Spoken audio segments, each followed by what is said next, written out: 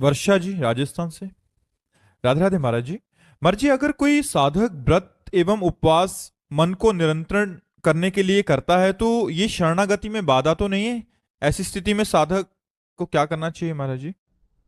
नहीं, ये तो हम अपने मन को पवित्र करने के लिए संयम में लाते हैं कि हमको ये नहीं पाना, ये नहीं पाना, इतना पाना है, ऐसे चलना है। प्रारंभिक है, इसका कोई ज्यादा महत्व तो नहीं है, इसका कोई खास महत्व तो नहीं है।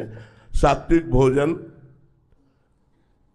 भगवान को अर्पित करके अल्पाहार किया जाए तो इससे हमारे मन पर काबू होने में बड़ा सहयोग मिलता है।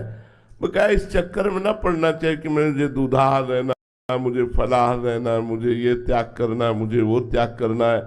हमें भगवान की स्मृति में डूबने में सहायक क्या है, हमको ये देखना है। अगर हम अल्पाहार करके भजन में खूब तन्मय है तो हमें अल्पाहार करना चाहिए। अगर हमें भोजन की याद आती तो हम 4 रोटी नमक दाल जो मिला खा लिया और खूब भजन किया।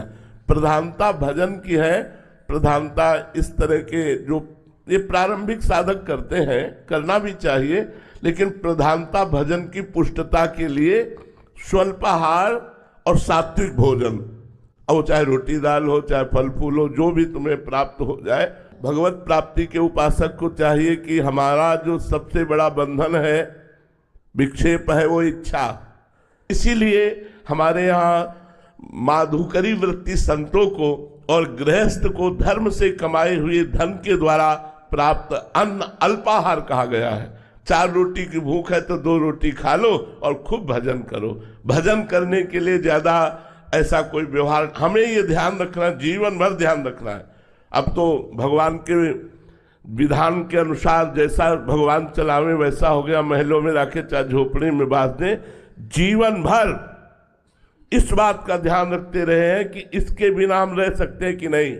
हम भगवान के चिंतन के बिना नहीं रह सकते और सबके बिना रह सकते। जीवन में कई कई दिन भोजन न मिलने पर भी भजन में कोई विक्षेप नहीं।